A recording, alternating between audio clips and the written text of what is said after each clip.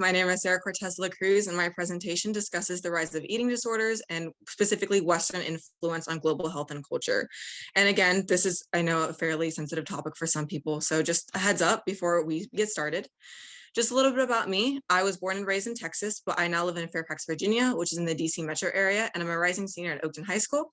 In terms of extracurriculars, some of my most involved are marching band. This is a random picture that I chose from a band concert recently, and NEHS at my school. I'm also really big into advocacy work, and I've worked politically at the school district and state level, particularly surrounding BIPOC and queer student rights, as well as gun safety and a lot of intersectional stuff.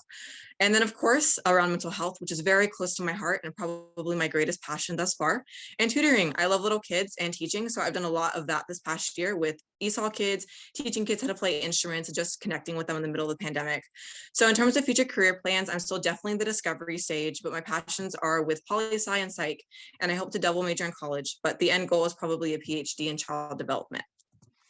So by definition, global health is the area of study, research, and practice that places a priority on improving health and achieving equity for all people worldwide. Not limited to any one culture or society, eating disorders are the deadliest mental disorder across the globe. EDs are impacting and debilitating to the long-term and short-term health of people worldwide and lead to increased rates of organ damage, cancer, and heart failure. Not only this, but those with an ED experience elevated risks of suicide because of the increased rates of depression. As our world urbanizes and grows in access to technology, it's necessary to understand how media and culture play a role in people's health across the globe in order to improve health and achieve equity for all people worldwide.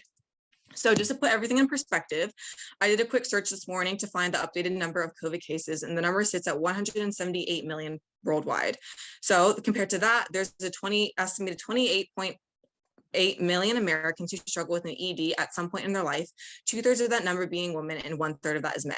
When examining globally, EDs impact 9% of all people worldwide. And when drawing from the 7.9 billion people that currently live on Earth, that's 711 million people, or almost 4 times the amount of COVID cases. And this is not diminishing the harm that COVID-19 has caused, but seeing that up to 43% of those 711 million people have suicide ideation, it's clear that the addressing of EDs is often not being handled appropriately. So EDs themselves are defined as any range of psychological disorders characterized by abnormal or disturbed eating habits. And while there are many eating disorders out there, it's important to know at least the 3 most common. Anorexia is probably what most people think of when hearing an eating disorder, and symptoms include trying to maintain a below normal weight through starvation and or excessive exercise. Bulimia is another one you may have heard a lot about and is marked by binging and then taking steps to avoid weight gain, such as purging.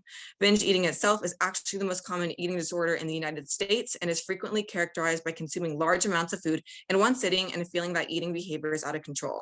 This one in particular is considered to be the most stigmatized out of the 3 because it generally goes against the harmful stereotype that EDs are only valid if they cause someone to become underweight. So in terms of breaking down the stigma, while EDs look very different on everyone and impact each individually differently, there is one commonality. They are not a choice. A lot of people with EDs are often afraid to seek help because they fear being told, oh, just eat more or less, it's not that hard.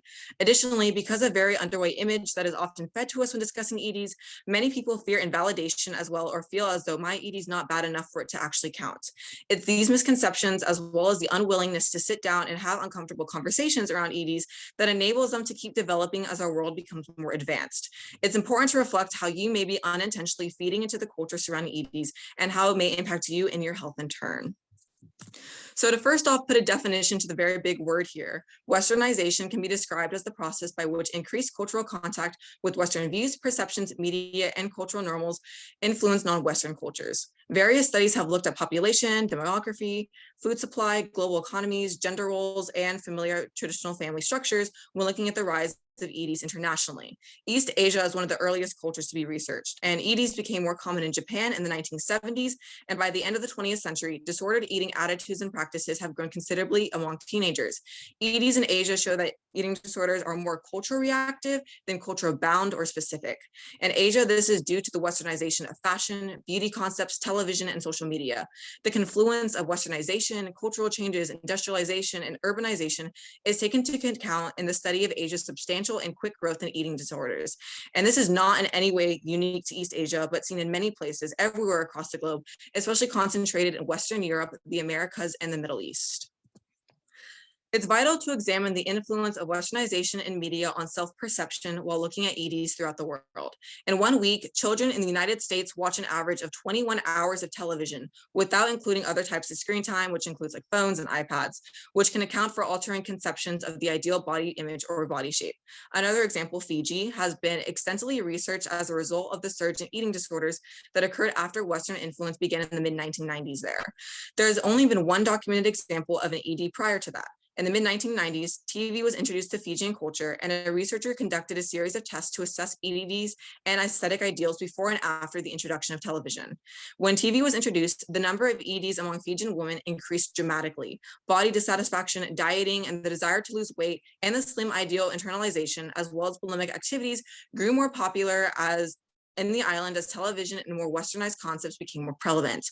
Another study from the UK examined the lasting effects of exposure to social media platforms such as Instagram, Twitter, Facebook, etc. And based on a poll of almost 2,000 women, even just 20 minutes of scrolling increased the risk of an eating disorder. In a range of cultures beyond the ones previously discussed, studies were done in places such as Pakistan, Ghana, and the Americas, all have consistent results with the observation from Fiji's and the United Kingdom study.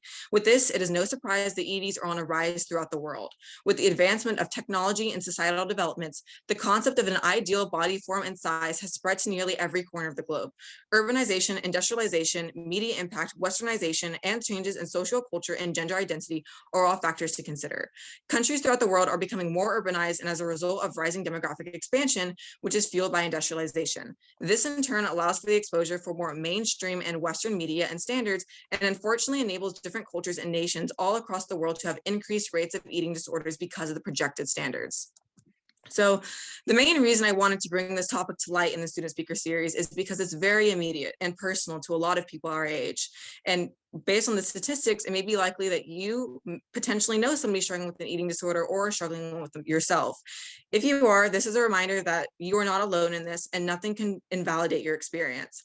If you know someone struggling, you can help to motivate them seek care. You can't cure someone with an eating disorder, but this will have a major impact on your loved one's recovery.